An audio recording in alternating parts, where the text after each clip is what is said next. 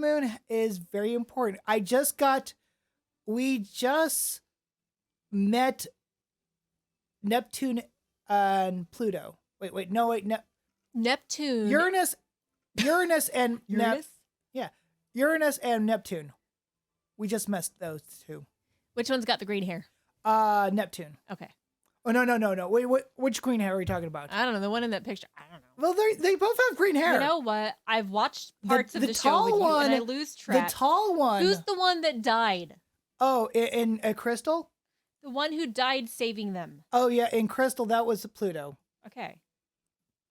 So Pluto's, do you get Pluto back? I don't know, because that screenshot you saw them in was in Sailor Moon S, which is the 90s Sailor Moon. She died? Spoilers! Oh, no. Sorry, Zane. Spoilers from 20 years ago? Wait. This was the 90s? No. 30 years ago? This is Sailor Moon Crystal, so it's I don't know. accurate to the anime, the manga, so it's like... But no, we just met Sailor Uranus and Why do you keep saying Uranus? Because I don't want to say it the other way. Are you afraid you'll get clipped? Yes. But yes. What's your favorite chocolate shop?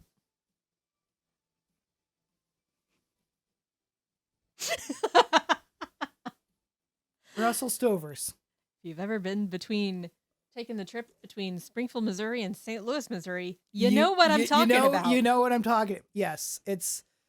So watching Sailor Moon with him, though, okay, I don't actively sit down and watch it. It's usually I'm doing something in the room while he's watching it. Like, we sat here at our desk. I was working on a model kit. Actually, if you can see it, I was working on that library kit right there. Yeah. And he was working on a Gundam. The moon one, which is, I think you can see the moon one right And we were alternating between watching Sailor Moon and the IT crowd. So, whoever was in here first and whatever got turned on. When it was me, I turned on IT crowd. But he'll turn on Sailor Moon. So I sat here and I watched it. Like, I make fun of it the entire time. Yes, because... But I started getting into the story and asking questions. So then he's been switching back and forth between the two different versions. Just to reiterate, so the switching back and forth is I watch one season of Sailor Moon and then I switch over to that story arc in Sailor Moon Crystal. So basically, I started with the first Black Moon, the whole first Dark Kingdom story arc in Sailor Moon, the first Sailor Moon, which is just Sailor Moon, the 90s one. And then we got, I switched over to Sailor Moon Crystal for the first season. At the end of Sailor Moon Crystal for that season, I switched back over to Sailor Moon R, which is like the second season of Sailor Moon.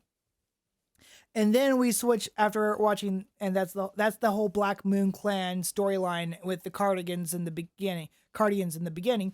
And then I switch back from that to Sailor Moon Crystal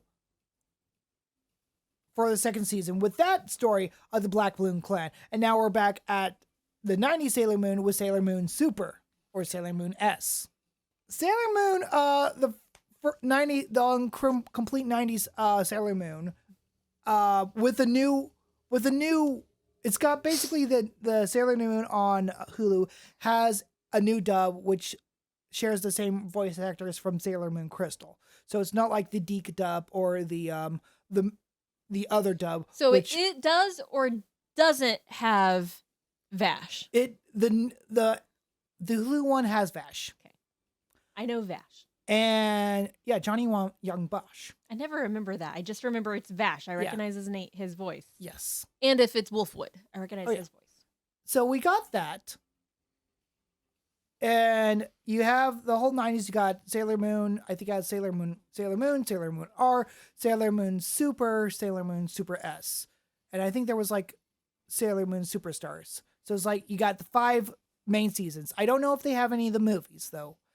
And they also have Sailor Moon Crystal on Hulu, which is basically the 2014 reimagining of it, kind of condensing the seasons, each season being like each one of the storylines. They basically the first 3 storylines.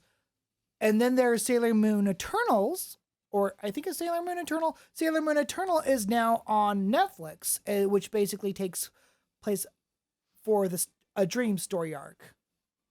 So yeah, there's plenty to watch through. So and I personally enjoy the 90s Sailor Moon a little bit better right now. Personally, because Usagi and Rei have the best friendship. Okay, it's not really it's like that. It's an interesting friendship to watch because, there's like, yeah, they're friends. And then Rei is like, yeah, just riffs into her. And Usagi cries, it's like, hey, get over it. And Rei is my favorite Sailor Scout. And I am just so sad that they don't bring so much of that personality into Sailor Moon Crystal. Like, she becomes... In Sailor Moon, in the 90s Sailor Moon, she'll be like, I will beat you to a pulp. And, I will riff on you, okay? But I do have a heart, but I will give you crap. In Crystal, she's like, something happened. Took away half of her personality there. The new She-Ra, I've watched a couple of episodes of it, and it's like, oh, that's some good stuff. Yeah, basically cartoons that were like, fighting, beat 'em ups. Nope. I mean, okay, Care Bears was questionable in our home. Is it that, or is it Smurfs with Gargamel? Smurfs have Gargamel. Okay. So Smurfs, because I just remember Gargamel was bad news in our house. So it was Smurfs and Care Bears. We had Care Bear toys. I mean, like, we each have our Care Bear. I think it's like Sleepy, whatever the Sleepy one is. I still have it somewhere. But Smurfs and Care Bears, because they were wicked. And then like DuckTales with Magica. Magica was bad. Yeah. I love Magica. Yeah. It's a thing growing up in a conservative household. In a conservative household. A lot is evil. Yes. Like, basically, like, when the more darker shows came on TV, I was like, okay, I had to walk away before I get caught with this.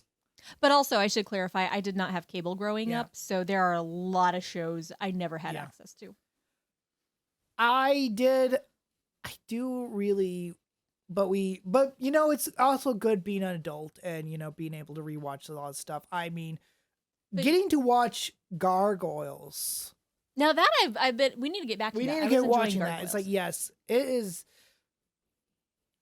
It's some good stuff. Here's kind of what's funny. What? I was realizing about the shows we've been watching. You've been reliving your 90s through Sailor Moon. Not that I watched this in the 90s, but I've been watching ER. Like, I never watched ER. Wasn't allowed to watch ER. Okay. So my 90s show currently is ER because I like medical dramas. Oh, yeah. I enjoy it. And it's interesting because, of course, I compare it to all the other medical dramas I've watched, which is not like a ton just because I wasn't allowed to watch them. So my brain still has this idea of like, you're not allowed to watch this. This is not okay. Because it just basically when there was sex in a show. Yeah.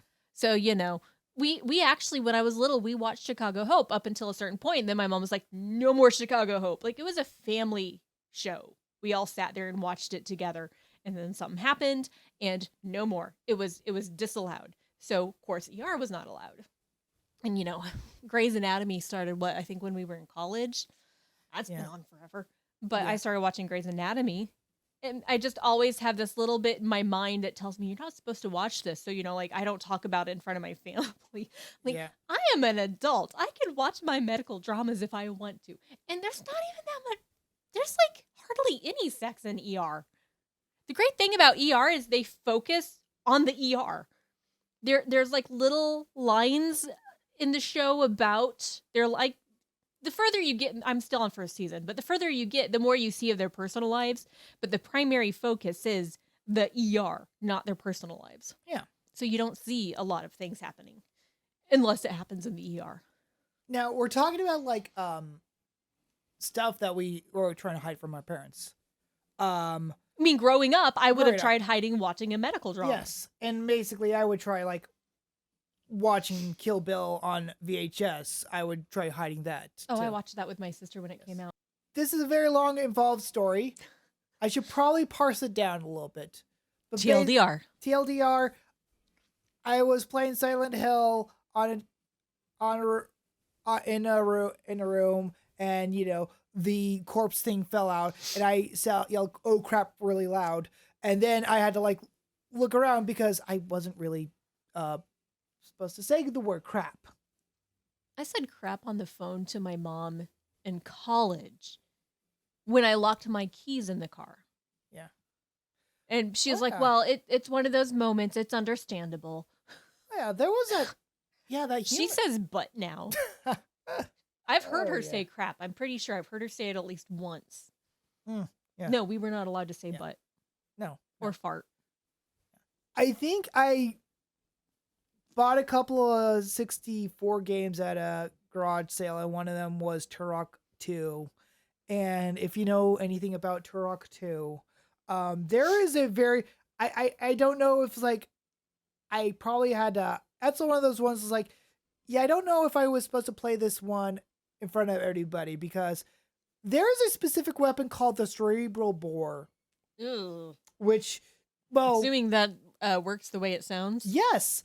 Ouch. It's a big cannon. You hit it on, and it fires the thing right into the enemy's skull, and basically it starts boring into it a little bit, and then the head explodes. The cerebral bore is like, oh wow, yeah. And yes, I used the cheat code to get it because as a kid you always use cheat codes. Anyways, basically I got into this whole thing about like I want to play Resident Evil, and because as a kid, I didn't know where to buy Resident Evil, and 2, I don't know if I could convince my parents, hey, can I buy this zombie game? It's probably not for the best. So basically, I go around in high school. It's like, so anybody play Resident Evil on PlayStation? It's it's like I really want to try it out. And so one kid I was talking to, and okay, not kids, like we're like sophomores in high school, and he goes to me, he's like, Resident Evil, you think that's a scary game? Yeah, I'm playing this game called Silent Hill, and it freaks the heck out of me. And it's like, yeah. And he's like, you want to play it? It's like, okay, you can bring it in. And he just like gives it to me. He's so freaked out by Silent Hill. It's like, you take it. I don't want anything to do with it. It's like, oh. And that's how I now own a copy of the first Silent Hill game. And I remember in college, you set that up in the dorm lounge for me to play. I think I played 5 minutes before I'm like, this is after we saw the movie though. So I already loved Silent Hill, the movie. So I'm like, yeah, I want to play Silent Hill. I'm like, nope. Of all the games that stress me out, I love Silent Hill. I cannot play Silent Hill. It just, every time those klaxons start, I'm like excited and freaked out at the same time because it's so good. I know what's coming, but I cannot play. I can watch, but I cannot play.